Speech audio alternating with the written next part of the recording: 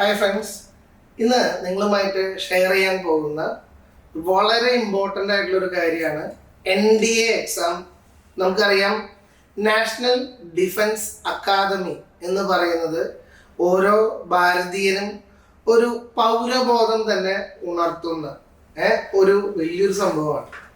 ചെറുപ്പത്തിൽ പിള്ളേരായിട്ട് ഡിസ്കസ് ചെയ്യുന്ന ഒരു ടൈം പീരീഡിൽ പിള്ളേര് എന്ന് പറയാൻ കാരണം എന്താണെന്ന് വെച്ച് കഴിഞ്ഞാൽ ആ ഒരു ഇളം മനസ്സ്, 7ാം ക്ലാസ് 8ാം ക്ലാസ്, അപ്പോഴേക്കും നമ്മളെ സംബന്ധിച്ചിടത്തോളം എന്തായി തീരാനാണ് ആഗ്രഹം എന്ന് ചോദിക്കുമ്പോൾ പട്ടാളത്തിൽ പോകണം, അല്ലെങ്കിൽ ഇന്ത്യൻ ആർമി, ഇന്ത്യൻ നേവി, അങ്ങനെയൊക്കെയുള്ള കാര്യങ്ങൾ. നമ്മളെ കരയിലായാലും അതുപോലെ തന്നെ കടലിലായാലും എയറിലായാലും എല്ലാം പോണം എന്ന് ആഗ്രഹിക്കുന്ന ഒരു വിഭാഗമാണ് ഇന്ത്യൻ ആർമിയുടെ ഭാഗം, ഇന്ത്യൻ നേവിയുടെ ഭാഗം, അല്ലെങ്കിൽ നമുക്ക് മുകളിൽ പറക്കുന്ന രീതിയിൽ 4ാമത്തെ ഒരു വിഭാഗം കൂടി വരാൻ പോവാണ്.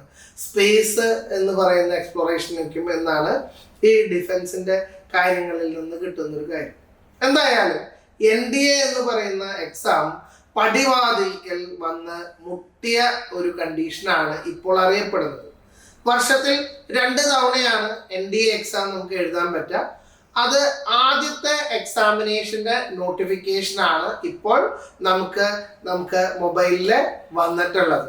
എന്താ നോട്ടിഫിക്കേഷൻ? ലാസ്റ്റ് ഡേറ്റ് എന്ന് പറയുന്നത് ജനുവരി 9-ാം തീയതിയാണ്. അപ്പോൾ ജനുവരി 9 is A very important day. അത് നമ്മളുടെ ലാസ്റ്റ് ഡേറ്റ് ആണ്. അപ്പൊ ഇപ്പോഴേക്കും നിങ്ങൾക്ക് അപ്ലൈ ചെയ്യാം. അതാണ് പറഞ്ഞു വന്നിട്ടുള്ള ഇമ്പോർട്ടൻ്റ് എന്ന് പറയാനുള്ള കാരണം. ഇനി നമുക്ക് +2 പഠിക്കുന്ന കുട്ടികൾ, അല്ലെങ്കിൽ +2 പാസ്സായിട്ടുള്ള കുട്ടികൾ, ആൺകുട്ടികൾക്കായിരുന്നു കഴിഞ്ഞ കൊല്ലത്തിന് മുൻപ് വരെ നമുക്ക് യോഗ്യത NDA എന്ന് പറഞ്ഞാൽ ബോയ്സ് ഓൺലി എന്ന് പറയുന്ന ഒരു കണ്ടീഷൻ ആയിരുന്നു. കഴിഞ്ഞ കൊല്ലം തൊട്ട് ഇത് വളരെ ഒരു ചരിത്രപരമായിട്ടുള്ള ഒരു മാറ്റം കൊണ്ടുവന്നേക്കാണ്. എന്താണ്? ആൺകുട്ടികൾക്കും പെൺകുട്ടികൾക്കും പരീക്ഷ എഴുതാം. അതില് കുറെ നിബന്ധനകളുണ്ട്. രസകരമായിട്ടുള്ളൊരു നിബന്ധന എന്താണെന്ന് ചോദിച്ചു കഴിഞ്ഞാൽ കല്യാണം കഴിക്കാൻ പാടില്ല. അപ്പൊ ലൈനടിച്ച് നടക്കണമെന്ന് വെച്ചാൽ സൂക്ഷിക്കണം, കല്യാണം കഴിക്കാൻ പാടില്ല. കാരണം ഏജ് ലിമിറ്റ് എന്ന് പറയുന്നത് 18 വയസ്സ് തൊട്ട് 21 വയസ്സ് വരെയാണ്. അപ്പൊ ഇപ്പൊ 18 വയസ്സുള്ള ആൾക്ക് എന്ത് ചെയ്യാം? അടുത്ത കൊല്ലം 19ാമത്തെ വയസ്സിൽ എഴുതാം, അതിന്റെ അടുത്ത കൊല്ലം 20ാമത്തെ വയസ്സിൽ എഴുതാം, യോഗ ഉണ്ടെങ്കിൽ 21ാമത്തെ വയസ്സിൽ എഴുതാം. അപ്പൊ ഇത്രയും ഓപ്പർച്യൂണിറ്റിയാണ് നമുക്ക് ഇതിന്റെ കാലയളവ് എന്ന് പറയുന്നത്. നമുക്ക് ഒരു വെബ്സൈറ്റ് ഉണ്ട്, upsconline.nic.in എന്ന് പറയുന്ന വെബ്സൈറ്റ്. ഈ വെബ്സൈറ്റിൽ പോകാന്ന് വെച്ച് കഴിഞ്ഞാൽ നമുക്ക് NDAയുമായി ബന്ധപ്പെട്ട കുറേ കാര്യങ്ങൾ നമുക്ക് മനസ്സിലാക്കാനായിട്ട് പറ്റും. മുമ്പ് ഞാൻ പറഞ്ഞ പോലെ നമുക്ക് ഇത് ഏജ് ലിമിറ്റ് എന്ന് പറയുന്നത് ഒരു വലിയൊരു ഘടകമാണ് എന്ന് ഞാൻ നിങ്ങളോട് പറഞ്ഞു അല്ലേ? അപ്പൊ അതേപോലെ തന്നെ നമ്മളെ സംബന്ധിച്ചിടത്തോളം ഇനി അറിഞ്ഞിരിക്കേണ്ട കുറച്ചധികം കാര്യങ്ങളുണ്ട്. അതായത് NDA എന്ന് പറയുന്നതിന്റെ എലിജിബിലിറ്റി ക്രൈറ്റീരിയ എന്ന് പറയുന്നത് 12ാം ക്ലാസ്സിലത്തെ പെർസെൻറ്റേജ് ഓഫ് മാർക്കിനെയും കൂടിയും ഡിപ്പെൻഡ് ചെയ്യുന്ന ഒരു ഘടകമാണ്. അപ്പൊ +2 നിങ്ങൾക്ക് നല്ല മാർക്ക് ഉണ്ടായില്ലെങ്കിൽ നിങ്ങൾ പെട്ടു. അപ്പോൾ അതില് നമുക്ക് +1 +2 നല്ല മാർക്ക് ഉണ്ട്, നമ്മൾ നല്ല പഠിപ്പി മോഡാണെന്ന് വിചാരിക്കാം. എന്നാലും നമുക്ക് ഒരു ഫിസിക്കൽ എലിജിബിലിറ്റി എന്ന് പറഞ്ഞിട്ട് NDA ഒരു ലിസ്റ്റ് തന്നെ കൊടുത്തിട്ടുണ്ട്. ആ ലിസ്റ്റില് ആദ്യത്തെ ഒരു കാര്യം എന്ന് പറയുന്നത് they should have good physical and mental health. അപ്പൊ ഫിസിക്കൽ ഹെൽത്ത് മാത്രം ഉണ്ടായാൽ പോരാ. എന്താ പറയുന്നത്? Mental health. പലപ്പോഴും ഈ മെന്റൽ ഹെൽത്ത് എന്ന് പറയുന്നത് മെന്റൽ ഫിറ്റ്നസ്. മെന്റൽ ഹെൽത്ത് എന്ന് പറയുമ്പോൾ ഇവിടെ തൃശ്ശൂർ ജില്ലക്കാർക്ക് തോന്നുന്ന ഒരു കാഴ്ചപ്പാടാണ് പടിഞ്ഞാറേ കോട്ടയായിരിക്കും, അവിടെയാണല്ലോ പ്രാന്താശുപത്രികള്. അല്ല, മെന്റൽ വെൽനെസ് എന്ന് പറയുന്നത് നന്നായി പഠിക്കുന്ന ഒരു കുട്ടിയാണെന്ന് പറഞ്ഞു കഴിഞ്ഞാലും ചിലപ്പോൾ മെന്റലി ഇല്ലായിരിക്കാം. അപ്പൊ മെന്റൽ സ്റ്റെബിലിറ്റി റിലേറ്റഡ് ആയിട്ടുള്ള ടെസ്റ്റ് ഉണ്ട്, അതിൽ റിലേറ്റഡ് ആയിട്ടുള്ള ക്വസ്റ്റ്യൻസ് ഉണ്ട്. നമ്മുടെ ആദ്യത്തെ NDA പരീക്ഷ എന്ന് പറയുന്നത് ഒരു 2 ടയർ എക്സാം ആണ്. ആദ്യത്തെ എക്സാം എന്ന് പറയുന്ന എഴുത്ത് പരീക്ഷ കഴിഞ്ഞു കഴിഞ്ഞാൽ നമുക്ക് SSBയുടെ ഒരു ഇന്റർവ്യൂ, ആ ഇന്റർവ്യൂവിലാണ് സിറ്റുവേഷണൽ അസസ്മെന്റ് ക്വസ്റ്റ്യൻസ് വരാം. അപ്പൊ ഇവിടേക്കും നമ്മളുടെ മെന്റൽ ഫിറ്റ്നസ് എന്ന് പറയുന്നത് പലതരം ചോദ്യത്തില് നമുക്ക് മനസ്സിലാക്കാനായിട്ട് പറ്റുന്നതാണ്. അപ്പൊ ആദ്യം പറഞ്ഞ കാര്യം ശ്രദ്ധിക്കുക, ഫിസിക്കൽ ഫിറ്റ്നസ് മാത്രം, ശാരീരിക ക്ഷമത മാത്രമല്ല, നമുക്ക് മെന്റൽ വെൽനെസ് വളരെ ഇമ്പോർട്ടൻ്റ് ആണ്. രണ്ടാമത്തെ കാര്യം, candidates are advised to rectify minor defects and ailments. ചെറിയ ചെറിയ പ്രശ്നങ്ങൾ ഉണ്ട് എന്ന് വിചാരിക്കാം. നമുക്കറിയാം, നമ്മൾ കണ്ണട വയ്ക്കുന്ന ആൾക്കാർ, അങ്ങനെയൊക്കെയുള്ള കുറേ കാര്യങ്ങളൊക്കെ നമുക്ക് മൈനർ മിസ്റ്റേക്സ് ഉണ്ട് ഇല്ലേ. അപ്പൊ അങ്ങനെയുള്ള ചെറിയ ചെറിയ മിസ്റ്റേക്സ് ഉണ്ടെന്ന് വെച്ച് കഴിഞ്ഞാൽ അതിന് അവർ ഒരു ചെറിയൊരു പരിഗണന തരുന്നുണ്ട് എന്നാണ് അവർ പറയുന്ന രണ്ടാമത്തെ പോയിന്റ് ആയിട്ട് പറയുന്നത്. മൂന്നാമത്തെ കാര്യം, ഇപ്പോ എല്ലാവരും ശരീരത്തില് ഈ സിനിമാ നടന്മാരും ക്രിക്കറ്റ് കളിക്കാര്, ഫുട്ബോൾ കളിക്കാരൊക്കെ ടാറ്റു ഒട്ടിക്കുന്നുണ്ട് ഇല്ലേ. സാധാരണ ഈ ടാറ്റു ഒട്ടിക്കുന്ന പ്രക്രിയ എന്ന് പറയുന്നത് സത്യസന്ധമായിട്ട് പറഞ്ഞു കഴിഞ്ഞാൽ വെരി ഡേഞ്ചറസ് കണ്ടീഷനാണ്. പലർക്കും അത് ഒരു സ്റ്റൈൽ ഫാക്ടറായിട്ട് എന്താണ് ശരീരത്തിന്റെ പല ഭാഗങ്ങളിലും ഈ ടാറ്റു പതിക്കുന്ന മനോഭാവം, അത് ക്യാൻസറിനെ നമ്മൾ വളരെ നല്ല രീതിയിൽ മാടി വിളിക്കുന്ന ഒന്നാണ്. ശരീരത്തിലെ ഈ പറയുന്ന ടാറ്റു കുത്തുക. പല ആൾക്കാരും ടാറ്റു ചെയ്യുന്ന സ്ഥാപനങ്ങളുണ്ട്, അവരോട് ഞാൻ മാപ്പ് അപേക്ഷിക്കുകയാണ്. അവരവരുടെ ജീവിതത്തിന് വൈദ്യപഴുപ്പിന് അവർ ചെയ്യുന്നു. പക്ഷെ നമുക്ക് നോർമൽ ലെവലില് ഒരു മനുഷ്യന്റെ ശരീരത്തിലേക്ക് ടാറ്റു പതിക്കുകയാണെങ്കിൽ പതുക്കെ പതുക്കെ അയാള് ആ ടാറ്റു പതിച്ച ഡേ 1 തൊട്ടിട്ട് ക്യാൻസർ പേഷ്യന്റ് ആണ്. മനസ്സിലായി? അപ്പൊ NDA സംബന്ധിച്ചിടത്തോളം അവർ പറഞ്ഞിട്ടുള്ളത് എന്താണ്? Permanent body tattoos are not allowed. അപ്പൊ നിങ്ങൾ ടാറ്റു ഓൾറെഡി അടിച്ചിട്ടുള്ള ആൾക്കാരാണെന്ന് വെച്ച് കഴിഞ്ഞാൽ, ഞാൻ ഇംഗ്ലീഷിൽ പറയാം, 3G എന്നാണ് കണ്ടീഷൻ.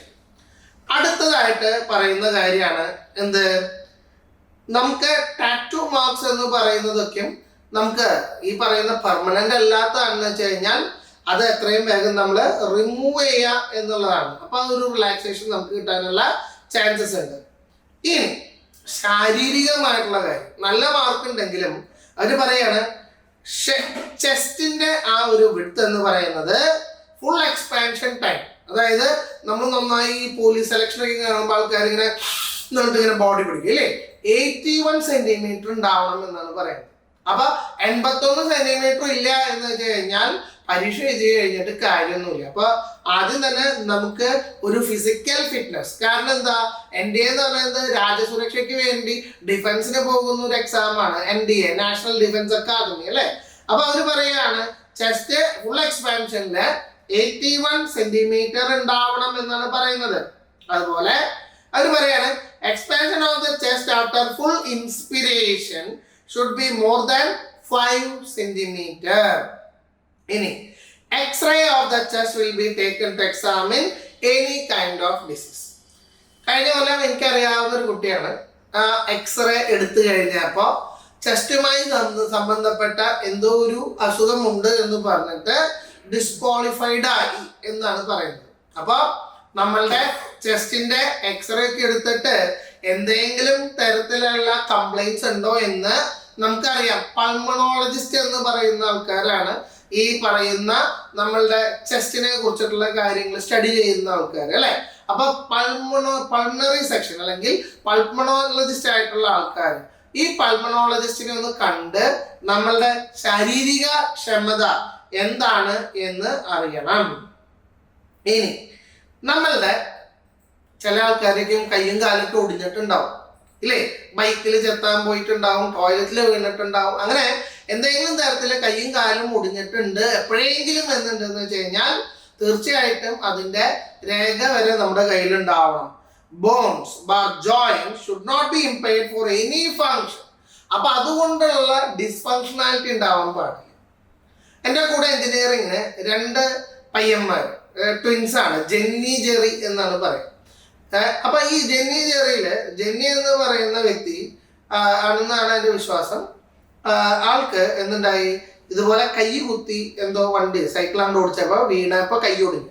ഇയാളിന് കൈയ്യൊക്കെ കണ്ട ഒരു കുഴപ്പമില്ല, പക്ഷെ ആളിനെ സംബന്ധിച്ചിടത്തോളം 5 കിലോനെക്കാട്ടിയും കൂടുതൽ ഭാരം ആ കൈയുണ്ട്. കാണുമ്പോ കൈയ്യൊക്കെ ഉണ്ടെങ്കിൽ 5 കിലോനെക്കാട്ടിയും കൂടുതൽ ഭാരം എടുക്കാൻ പറ്റില്ല.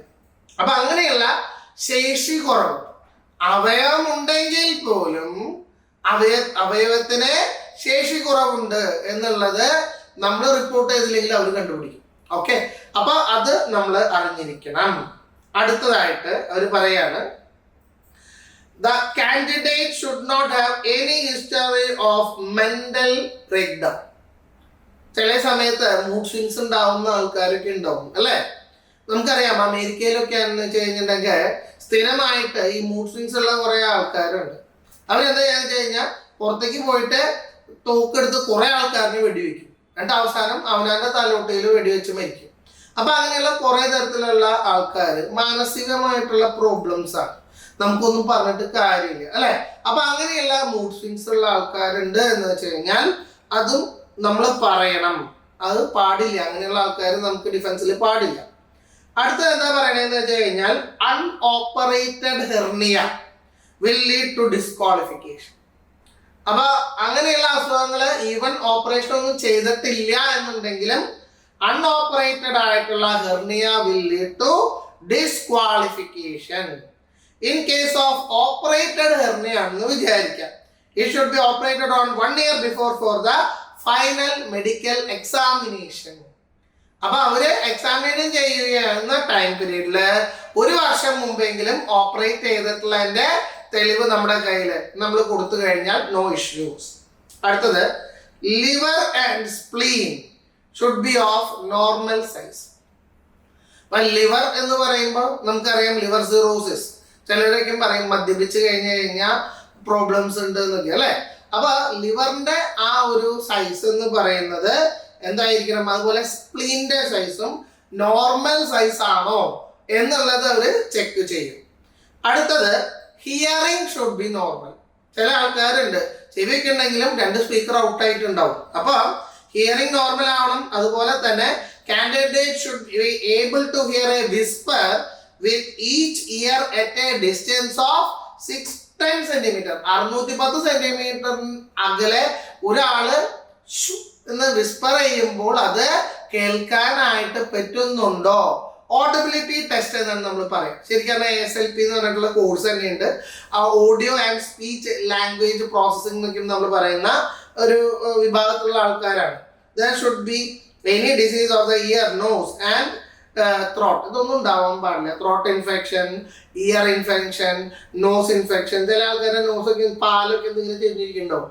അപ്പൊ അങ്ങനെയുള്ള സംഭവങ്ങളൊക്കെ ഉണ്ടായി കഴിഞ്ഞു കഴിഞ്ഞാൽ ഓട്ടോമാറ്റിക്കലി ഈ പാലം, ഈ മൂക്കിന്റെ പാലത്തിനെ കുറിച്ച് പറയുമ്പോൾ മൂക്കിന്റെ ഉള്ളിൽ ചിലവർക്ക് ദശ വളർച്ചയൊക്കെ ഉണ്ടാവും ഇല്ലേ. അങ്ങനെ മൂക്കിന്റെ ഉള്ളിൽ ദശ വളരുമ്പോഴാണ് ചിലപ്പോൾ എന്തുണ്ടാവുക, അമിതമായിട്ടുള്ള കൂർക്കമ്മലി ഉണ്ടാവുക. പിന്നെ അപ്പുറത്തെ ആ ഏരിയയിൽ ഒരാൾക്ക് ഉറങ്ങാൻ പറ്റില്ല. അപ്പൊ അങ്ങനെയൊക്കെ ഉണ്ടാവുന്ന ഡിസ്ഫങ്ഷണാലിറ്റി ഉണ്ടായി കഴിഞ്ഞാൽ ബുദ്ധിമുട്ടാണ് അല്ലെ.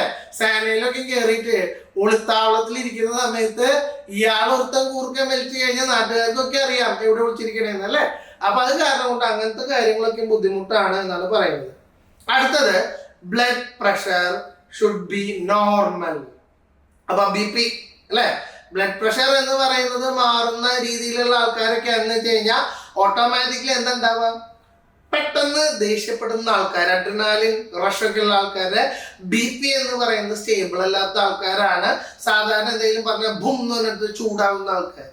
അപ്പൊ BP എന്ന് പറയുന്നത് സ്റ്റേബിൾ ആയിരിക്കണം. അടുത്തത് പറയുന്നത് there should not be any functional or organic disease of the heart and blood vessel. അപ്പൊ ഈ ഹാർട്ടിലത്തെ പ്രശ്നം പറഞ്ഞു കഴിഞ്ഞപ്പോൾ ഓർമ്മ എന്ന് വെച്ച് കഴിഞ്ഞാൽ നല്ല തടിച്ചിട്ടുള്ള ഒരു പയ്യനുണ്ടായിരുന്നു. അപ്പൊ അവന് ഉണ്ടായ പ്രശ്നം എന്ന് വെച്ച് കഴിഞ്ഞാൽ കൊളസ്ട്രോൾ, നമ്മൾ LDL HDL എന്നൊക്കെ പറയും. നല്ല കൊളസ്ട്രോളും ചീത്ത കൊളസ്ട്രോളും, നല്ലത് കൂടിയാലും ചീത്ത കൂടി കഴിഞ്ഞു കഴിഞ്ഞാലും NDA ഔട്ടാണ്.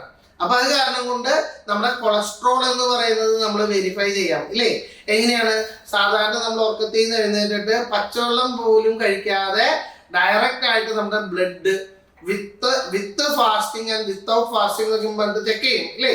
അപ്പൊ അത്തരം കാര്യങ്ങളൊക്കെ നമ്മളൊന്ന് നോക്കി വെക്കുന്നത് നല്ലതാണ്. പിന്നത്തെ പറയുന്ന point, there should not be hydrocele, varicocele, piles or any kind of skin disease. Varicose vein നമ്മൾ കേട്ടിട്ടുണ്ടാവും അല്ലേ. ഞരമ്പൊക്കെ ഇങ്ങനെ പൊന്തി കുറച്ച് കഴിയുമ്പോ ആ ഞരമ്പ് പൊട്ടി കഴിയുമ്പോൾ ആ ഭാഗത്ത് മുഴുവൻ ചോര ഒലിച്ച് കിടക്കുന്നുണ്ടാവും. പക്ഷെ ഈ വെരിക്കോസ് വെയിൻ ഉള്ള ആള് അതറിയില്ല. അതേപോലെ തന്നെയാണ് പൈൽസ്. പൈൽസ് എന്താണെന്ന് ഞാൻ പറയേണ്ട ആവശ്യമില്ലല്ലോ. അപ്പൊ അങ്ങനെയുള്ള ബുദ്ധിമുട്ടുകളുള്ള ആൾക്കാരാണെന്ന് വെച്ച് കഴിഞ്ഞാൽ അവർക്ക് കൂടുതൽ നേരം വർക്ക് ചെയ്യാൻ പറ്റില്ല. എന്താ വെരിക്കോസ് വെയിൻ വന്നു കഴിഞ്ഞാൽ നിന്ന നിൽപ്പ് കഴിഞ്ഞ് കുറച്ചു നേരം കഴിയുമ്പോഴേക്കും ഇവരുടെ വെയിൻ ഭയങ്കരമായിട്ട് പൊട്ടാനൊക്കെ ഉള്ള ചാൻസസ് ഉണ്ടാവും. കാരണം എന്താ വെച്ച് കഴിഞ്ഞാൽ ഇവരുടെ ജോബും പോസ്റ്റിംഗും ഒക്കെ എവിടെയുള്ളത് എന്ന് പറയുന്നത് നമുക്ക് പറയാൻ പറ്റില്ല. ആറ്റിറ്റ്യൂഡിന്റെ ഇഷ്യൂസ് ഉണ്ടാവാം അല്ലെ. അപ്പൊ അങ്ങനെയൊക്കെ ആകുമ്പോ ഇരുന്ന് വർക്ക് ചെയ്യുന്ന ആൾക്കാർക്ക് പൈൽസ് ഉണ്ടെന്ന് വെച്ച് കഴിഞ്ഞാൽ കൂടുതൽ നേരം വർക്ക് ചെയ്യാൻ പറ്റാത്ത കണ്ടീഷൻസ് ഉണ്ടാവാം. അപ്പൊ അങ്ങനെ ഉണ്ടാവാൻ പാടില്ല. മാത്രമല്ല ഈവൻ ഏറ്റവും ഇമ്പോർട്ടൻ്റ് ആയിട്ടുള്ള കാര്യമാണ് സ്കിൻ ഡിസീസസ്. അപ്പൊ സ്കിൻ ഡിസീസസ് ഇല്ലാത്ത ആൾക്കാർ വളരെ കുറവാണ് സത്യം പറഞ്ഞത് അല്ലെ. ഒരു ചൊറിച്ചിലും മാന്തലും ഇല്ലാത്ത ആൾക്കാരുണ്ടാവും, വളരെ റയറാണ്. എങ്കിൽ പോലും അത് ഒരു ലെവലിൽ വിട്ട് കൂടുതലായി കഴിഞ്ഞു കഴിഞ്ഞാൽ അവർക്ക് അലർജി, പ്രോൺ ടു അലർജീസ് എന്നാണ് പറയുക. അപ്പൊ അത് ബുദ്ധിമുട്ടുള്ളത് കൊണ്ടാണ് അങ്ങനെ പറയാൻ കാരണം. Any kind of diseases of the internal organs of the abdomen will lead to disqualification. Abdomen പ്രശ്നംസ് അല്ലെ. എന്താ കാരണം? നമ്മുടെ അബ്ഡോമൻ എന്ന് പറയുന്നത് ബവൽ ആക്ഷൻസ് ആണ്. ആ ബവൽ ആക്ഷൻസ് പ്രോപ്പർ അല്ല എന്ന് വെച്ച് കഴിഞ്ഞാൽ എന്തുണ്ടാവും? നമ്മൾക്ക് ആ ഒരു ബയോളജിക്കൽ ക്ലോക്കില് ഭക്ഷണം നേരത്തിന് കഴിക്കേണ്ട പകരം ചില ആൾക്കാർ എന്തുണ്ടാവും, കാലത്തൊട്ട് ഇങ്ങനെ കറുമുറും ഞഞ്ഞുകൊണ്ട് കഴിക്കുന്ന ആൾക്കാരൊക്കെയാണെന്ന് വെച്ച് കഴിഞ്ഞാൽ അവരെ ആ ഒരു ബവൽ ആക്ഷൻസിന് അത് ബാധിക്കുന്ന ഒരു കാര്യമാണ്. അപ്പൊ അവർക്ക് കൂടുതൽ നാള് സസ്റ്റെയിൻ ചെയ്യാൻ ഭയങ്കര പ്രയാസമാണ്. എൻ്റെ അമ്മയുടെ അച്ഛൻ, മുത്തച്ഛൻ എന്ന് പറയുന്ന ആള് ഇതുപോലെ നമ്മുടെ ഇന്ത്യൻ ആർമിയിലായിരുന്നു. അപ്പൊ ആളാണെന്ന് വെച്ച് കഴിഞ്ഞാൽ ഇതുപോലെ കാട് പോലെയുള്ള സ്ഥലങ്ങളിലൊക്കെ കുറേ നാള് ഇങ്ങനെ കാട്ടിക്കോടെയും അവിടെ ഇവിടെയൊക്കെ ഇങ്ങനെ ഒളിച്ച് താമസിക്കുന്ന ടൈം പീരീഡ് ഒക്കെ ആകുമ്പോൾ അവർ പറഞ്ഞിട്ടുള്ള കഥ ഇതാണ്. എന്നിട്ട് വെച്ച് കഴിഞ്ഞാൽ അവര് വേറെ ചെയ്തിട്ടുള്ള ഷൂസ്, ആ ഷൂസ് എന്ന് പറയുന്നത് തൊഗലിന്റെയാണ്. അപ്പൊ ഭയങ്കര വിശപ്പ് അത്രത്തോളം ഉള്ള ഒരു കാലഘട്ടം വരുന്ന ടൈം പീരീഡിൽ ഇവർ ഈ ഷൂസ് എന്ന് പറയുന്ന സാധനം ക്ലീൻ ചെയ്ത് കൂട്ടാൻ വെച്ച് കഴിക്കുന്ന ഒരു ലെവലിലേക്ക് എത്തുന്നു. ലെതറാണല്ലോ. അപ്പൊ അത്രത്തോളം ഹാർഡ്ഷിപ്പിലൂടെ അദ്ദേഹം കടന്നു പോയിട്ടുള്ള കഥകൾ പറഞ്ഞിട്ടുണ്ട്. അപ്പൊ പറഞ്ഞത് എന്താ, എക്സ്ട്രീം ടെറൈൻസ്, എക്സ്ട്രീം കണ്ടീഷൻസിലൊക്കെ നമ്മൾ ജീവിക്കണം എന്നുള്ളതിന് വേണ്ടിയിട്ടാണ് ഈ ഒരു ഫിൽട്ടറിങ് എന്ന് പറയുന്നത് എന്ന് മനസ്സിലാക്കണം. ഇനി അടുത്തത്, examination of urine will also be done. Any abnormality found will lead to disqualification. അപ്പൊ മനുഷ്യന്റെ ശരീരത്തിൽ എന്താണ്, രക്തം, മലം, മൂത്രം, അങ്ങനെയുള്ള വിസർജ്യങ്ങളൊക്കെ അല്ലെ, നമ്മളുടെ കഫം, ഇതൊക്കെയാണ് ടെസ്റ്റ് ചെയ്യുക. അപ്പൊ അതുകൊണ്ട് തന്നെ യൂറിനറി ഇൻഫെക്ഷൻസ് ഉള്ള ആൾക്കാർ അങ്ങനെ ഉണ്ടെങ്കിലും അത് ഡിസ്ക്വാളിഫിക്കേഷനെ ലീഡ് ചെയ്യും. അടുത്തത്, applicant should have A sufficient number of natural and sound teeth. പല്ലൊക്കെ ഓട്ടയായിട്ട് മുത്തമ്മയുടെ പോലെ ഇരുന്ന് കഴിഞ്ഞാൽ കിട്ടില്ല എന്നാണ് പറയുന്നത്. There should be a minimum of 14 dental points. 14 dental points എങ്കിലും ഉണ്ടാവണം. അല്ലാതെ പല്ലൊക്കെ മിഠായി തിന്ന് കുഞ്ഞുകുട്ടികളാകുമ്പോൾ ഇങ്ങനെ പുഴുപ്പല്ല് വരുന്ന പോലെയുള്ള പല്ലൊക്കെ ആണെങ്കിൽ അതും ബുദ്ധിമുട്ടാണ് എന്നാണ് പറയുന്നത്. ഇനി USG abdomen examination will be performed and any congenital structural anomaly will lead to disqualification. അപ്പൊ പലതരത്തിലുള്ള സ്കാനിങ്സും അവിടെ അവര് ചെയ്യാനുള്ള ചാൻസസ് ഉണ്ട്. പിന്നെ NDA eligibility states that candidate should not be of weak constitution or overweight or underweight. Underweight ആവാൻ പാടില്ല. അതുപോലെ തടിമാടനായിട്ട് ഒബീസ് ആയിട്ടുള്ള ആൾക്കാരൊന്നും അവരെടുക്കില്ല. അതായത് ഫിസിക്കൽ ഫിറ്റ്നസ് എന്ന് പറഞ്ഞു കഴിഞ്ഞാൽ അതുപോലെ തന്നെ ഫിറ്റ് ആയിരിക്കണം. അടുത്തതാണ് നമ്മള് മാരിറ്റൽ സ്റ്റാറ്റസ്. കല്യാണം കഴിക്കാൻ പാടില്ല എന്ന് പറഞ്ഞു അല്ലേ. അപ്പൊ കല്യാണം കഴിച്ചിട്ടുള്ള ആൾക്കാരാണെന്ന് വെച്ച് കഴിഞ്ഞാൽ എൻ്റെക്ക് അപ്ലൈ ചെയ്യേണ്ട ആവശ്യമില്ല എന്നാണ് പറയുന്നത്. പോലെ നാഷണാലിറ്റിനെ കുറിച്ച് ഞാൻ പറയുന്നില്ല, നമ്മളൊക്കെ ഇന്ത്യൻ സിറ്റിസൺസ് ആണ്. ഈവൻ നേപ്പാൾ, ഭൂട്ടാൻ, റെഫ്യൂജി അങ്ങനെയുള്ള ആൾക്കാർ അവർക്കൊക്കെ കുറേ ഓപ്പർച്യൂണിറ്റീസ് ഉണ്ട് എന്നാണ് പറയപ്പെടുന്നത്. ഞാൻ അതിനെ കുറിച്ച് പറയുന്നില്ല. പിന്നെ അടുത്തത്, height and weight of the chest standard എന്നാണ് പറയുന്നത്. അപ്പൊ ഒരു ഇൻഡെക്സ് ഉണ്ട്. അതായത് 152 ഹൈറ്റ് ഉള്ള ഒരാൾക്ക് അവരുടെ വെയിറ്റ് എന്ന് പറയുന്നത് എത്രയായിരിക്കാം ഇൻ കിലോഗ്രാം എന്ന് പറഞ്ഞു കൊടുത്തിട്ടുണ്ട്. ഏകദേശം ഒരു 152 ഹൈറ്റ് ഉള്ള ആൾക്കാണെങ്കിൽ 44 കിലോഗ്രാം തൊട്ട് 162 കിലോഗ്രാം ആകുമ്പോൾ 162 ഹൈറ്റ് ആകുമ്പോൾ സെന്റിമീറ്റർ ആകുമ്പോൾ 50 കിലോഗ്രാമും 170 സെന്റിമീറ്റർ ആണെങ്കിൽ ഏകദേശം 55 കിലോഗ്രാം ഒക്കെയാണ് അവർ ഉദ്ദേശിച്ചിട്ടുള്ളത്. ഇനി ആ ഒരു ഹൈറ്റ് റേഷ്യോ വളരെ ഇമ്പോർട്ടൻ്റ് ആണ്. പിന്നെ ലെഗിന്റെ ലെങ്ത്, കാലിന്റെ ലെങ്ത് ആണ് അവർ പറയുന്നത്. Minimum 99 centimetre and maximum 120 centimetre ആണ്. അതുപോലെ തൈ ലെങ്ത് എന്ന് പറയുന്നത് 64 സെന്റിമീറ്റർ. സിറ്റിംഗ് ഹൈറ്റ് എന്ന് പറയുന്നത് 81.5 സെന്റിമീറ്റർ ആൻഡ് മാക്സിമം 96 സെന്റിമീറ്റർ. അപ്പൊ ഇങ്ങനെ പല തരത്തിലുള്ള കാര്യങ്ങളും നമ്മളുടെ ഹൈറ്റുമായി ബന്ധപ്പെട്ട കാര്യങ്ങളുണ്ട് എന്ന് കൃത്യമായിട്ട് അറിഞ്ഞിരിക്കണം. നല്ലൊരു സ്ക്രീനിങ് തന്നെയാണ് അവിടെ ചെയ്യുന്നത് അല്ലേ? ഏതെങ്കിലും ഒരു പരീക്ഷയ്ക്ക് ഇത് കേട്ടിട്ടുണ്ടോ നിങ്ങൾ? അതേപോലെ വിഷൻ സ്റ്റാൻഡേർഡ്, നമ്മൾ കണ്ണിന്റെ കാര്യത്തിനെ കുറിച്ചിട്ടാണ് പറയുന്നത്. ഡിസ്റ്റന്റ് വിഷൻ എന്ന് പറയുന്നത് 6/6 ആയിരിക്കണം. അതുപോലെ വേഴ്സ്റ്റ് കണ്ടീഷൻ 6/9 ആണ്. മയോപ്പിയ നമുക്കറിയാം, ഈ ലോങ് സൈറ്റ് ഷോർട്ട് സൈറ്റ് എന്ന് പറയുന്ന കണ്ടീഷൻസ് ആണ് അല്ലെ. മയോപ്പിക് ഐ ആണെങ്കിൽ 2.5D dioptre is not allowed. അപ്പൊ 2.5D എന്ന് പറയുന്ന ലെവലിലേക്ക് പോയാൽ നോട്ട് അലൗഡ് ആണ്. അതുപോലെ ഹൈപ്പർ മെട്രോഫിയ എന്ന് പറയുന്നത് 3.5 ഡയോപ്റ്റർ ആണെന്ന് വെച്ച് കഴിഞ്ഞാൽ അസ്റ്റിഗ്മാറ്റിസം ആണ്, നോട്ട് അലൗഡ് എന്ന് പറയും. അപ്പം നമുക്ക് എയർഫോഴ്സിലാണെന്ന് വെച്ച് കഴിഞ്ഞാൽ ഷുഡ് നോട്ട് വെയർ സ്പെക്ടാക്കിൾസ്. എയർഫോഴ്സിലേക്ക് കണ്ണാട വെക്കുന്ന ആൾക്കാരാണെന്ന് വെച്ച് കഴിഞ്ഞാൽ എന്താണ്, എയർഫോഴ്സിലേക്ക് എടുക്കില്ല എന്ന് മാത്രമേ ഉള്ളൂ. മനസ്സിലായി?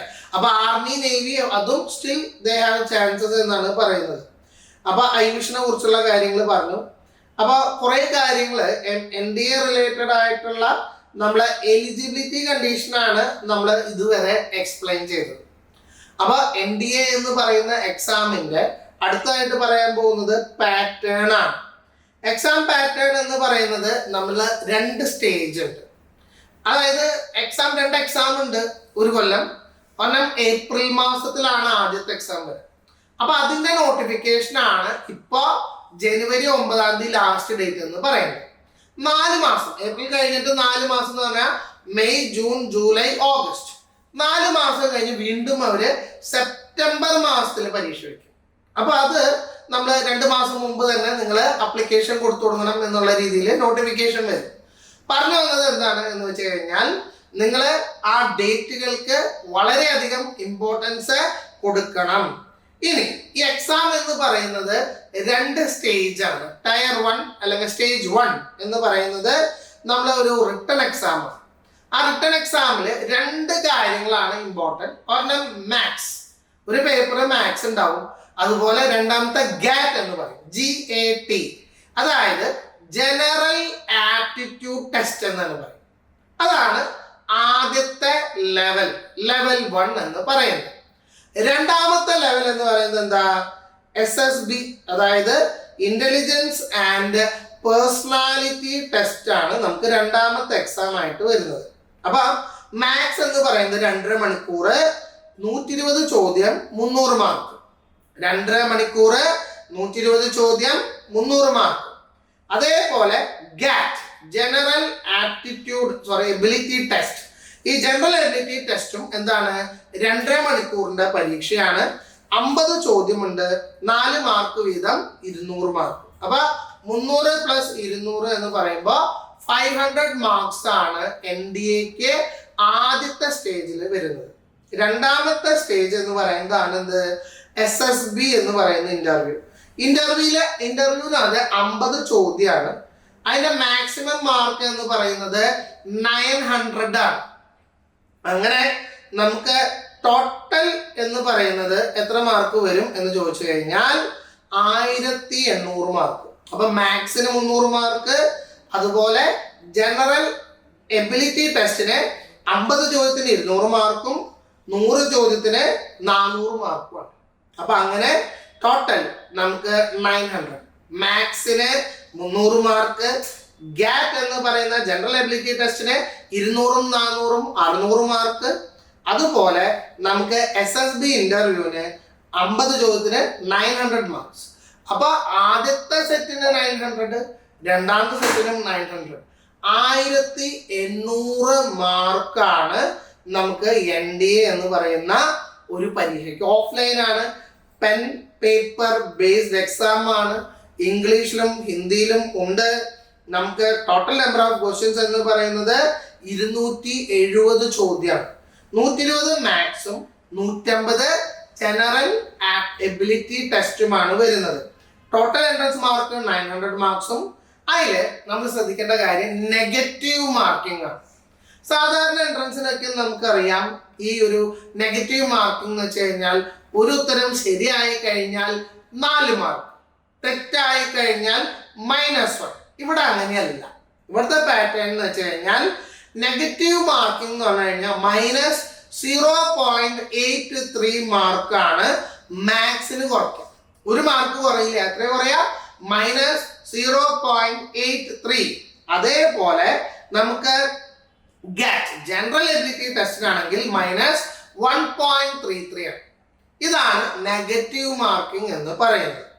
എക്സാം ഡ്യൂറേഷൻ ഈച്ച് സെക്ഷന് നമുക്ക് 2 മാർക്കാണ് വരുന്നത്.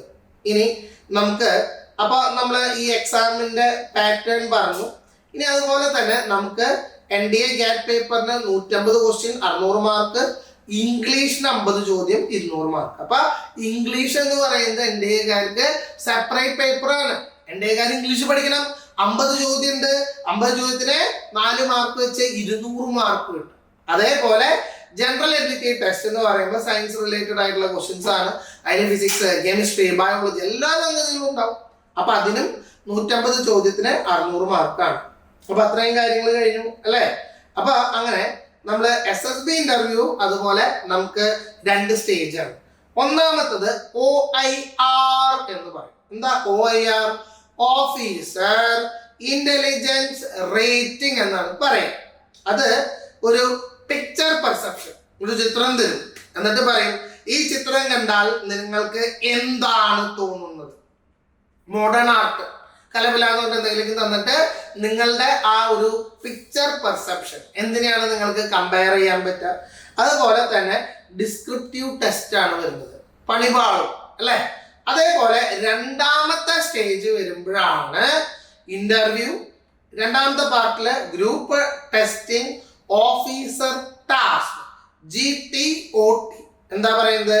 Group testing officer task. പിന്നീട് വരുന്നതാണ് ഏറ്റവും important psychology test, psychological analysis. വെറുതെ നമ്മുടെ അടുത്ത് ചോദിക്കും ഇഷ്ടപ്പെട്ട നിറം ഏതാണ് അല്ലെ. ഇപ്പൊ കറുപ്പ് നിറം എന്നൊക്കെ പറഞ്ഞു കഴിഞ്ഞാൽ ആകെ പ്രശ്നമാണ് ഇപ്പോഴത്തെ കാലത്ത് അല്ലെ. അപ്പൊ അതുപോലെ ഇഷ്ടപ്പെട്ട നിറം ഏതാണ്, അതുപോലെയുള്ള കുറെ സൈക്കോളജിക്കൽ ആയിട്ടുള്ള ചോദ്യങ്ങൾ വരും. അതിനെല്ലാം നമ്മൾ എങ്ങനെയാണ് തരണം ചെയ്യുന്നത് എന്ന് നോക്കാം. അതുപോലെ അവസാനം ഒരു കോൺഫറൻസ് ഉണ്ടാവും. ഇങ്ങനെയാണ് സാധാരണ നമ്മൾ ഈ ഒരു SSBയിലേക്ക് കടക്കുക.